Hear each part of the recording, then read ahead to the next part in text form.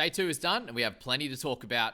England fight back. They bowled really, really well for that first hour there to get the Aussies out for 416, so they could only add another 80 there. Well, 70 odd in that one, and gave them a good opportunity to kind of put on a good score, and they did that. 4 for 278, and it was a lot worse sitting at 1 for 180 there before a few short ball wickets. So the Aussies changed their tactics, and with the pitch playing really well, you can obviously tell with the amount of runs there, but some good batting, some great shots for sure, but the pitch is playing nicely. The outfield's running very, very quick, and the English boys have got themselves back into this game. And you can see there that England are actually in the box seat at 48% for the win percentage there, which I actually think is a little bit high. I don't know how that can change that quickly in one day. They're obviously 138 behind, but they could definitely, the Aussies were 5 down and they lost they're 5 for about 80 runs there. So it definitely shows that the English can do the same.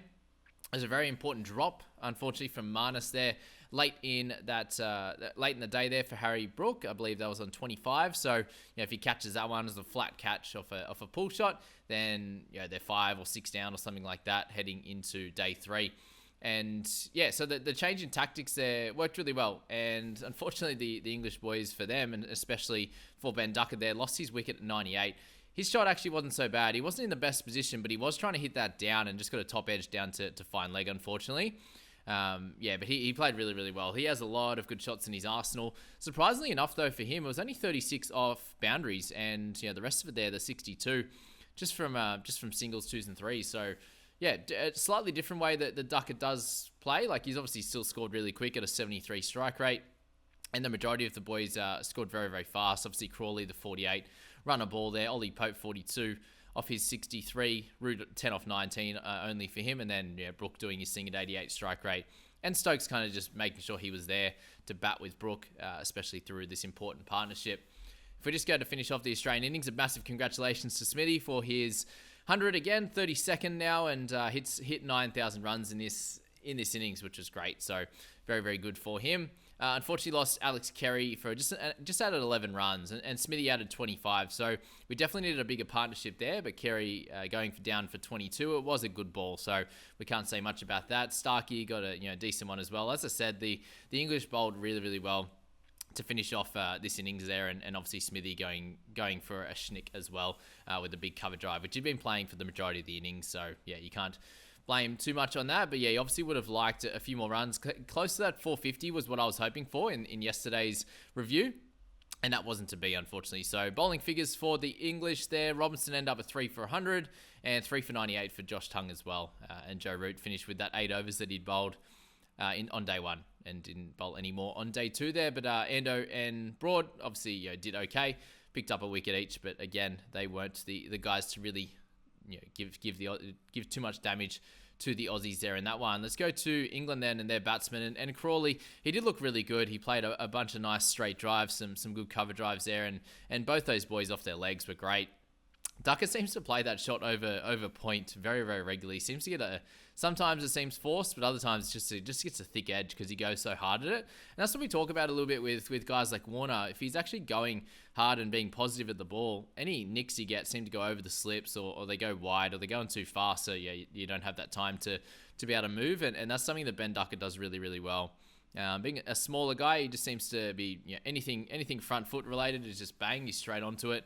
And then he loves to cut, and obviously a little bit off his legs as well. So a really impressive start to his return in his Test career, that's for sure. Pope's wicket wasn't very good. I wasn't very impressed with the way that he played that one. Yes, I think he was trying to hit it for 6, but they did have 3 back. He got it right off the toe, and he still got caught right in the boundary. So I can understand why.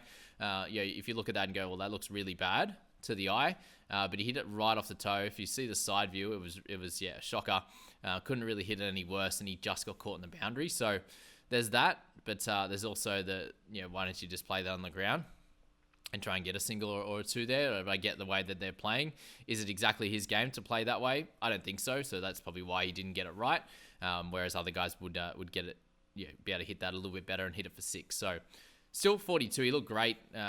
His cover drives, especially off Lyon, were really, really good shots. He kind of leans all of his body into that ball and gets it away nicely. So obviously a great start sitting where they are. As I said, it ended up losing their second wicket for 180 and 188, and that was Ollie Pope, and that did obviously slow things down a little bit. And they end up at 4 for 222 with a 56 partnership is the current one. So a really important one, and Harry Brook continues to get runs.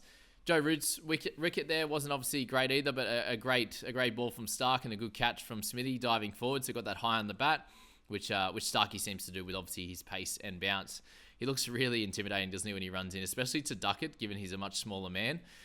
Starkey's he's a big boy, big tall boy. So when he's bowling fast, he looks fairly intimidating, doesn't he? So a lovely stumping from Alex Carey just to go along with that. And the big news out of yesterday afternoon was that Nathan Lyon went off with what it seems like to be a calf injury. I haven't heard anything more yet, but he looked very, very dejected there.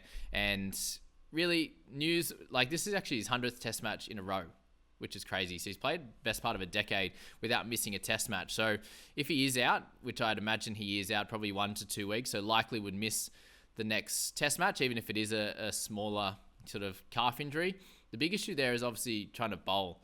And running between the wickets sometimes isn't as bad, but when you're bowling, I don't know actually which leg it was, but when you're coming up to bowl, you're getting up on your toe, and that's obviously a lot of calf being used. So yeah, very, very frustrating on that one. I doubt that he comes back and bowls, but we will find a little bit more information over the next sort of 24 hours. And the main issue here is for this Test match. So his bowling in the second innings is going to be really, really important. They do have someone that they could use in obviously Travis Head as an off spinner, and I think he'll bowl a fair bit more. He's bowled the 5 overs for none for 10. They bowled Smithy in over at the end as well, and obviously they've got plenty of pace bowlers to go around. But I think that the spinner for this Test match is going to be really tough to replace him. Obviously, Todd Murphy is in the squad, and likely he would play next Test match if Lyon is out. So I think longer term, when I say longer term, the next Test match or two, Aussies will be half okay. But this Test match is when they're really going to need him, and obviously now it's both teams. They're having a part-time spinner as their main option there, so not good on that front. England really played themselves back into this Test match after an incredible start from the Australians. As I said, the win viz there just absolutely wrapped around, with England being a very low percentage, around that 17% chance to win yesterday, and now they're at a 48% and have turned this match on its head. So congratulations to them. They were very, very good. Aussies, I thought, bowled fairly well at the start here in that first few overs. Starkey had one that curled back in beautifully, swung back in, I should say. Just doing a little bit too much, but I was hoping that you can get one of those really, really good balls, and it just didn't happen too much. It does look really good to bat, and I imagine for the next day or so, it's going to be like that. If the rain stays away, the conditions were great yesterday. Pitch is looking awesome to bat. It looks much better to bat in this one than last, just because of the even bounce compared to the first Test there. There was a little bit of variable bounce. It was staying a little bit lower.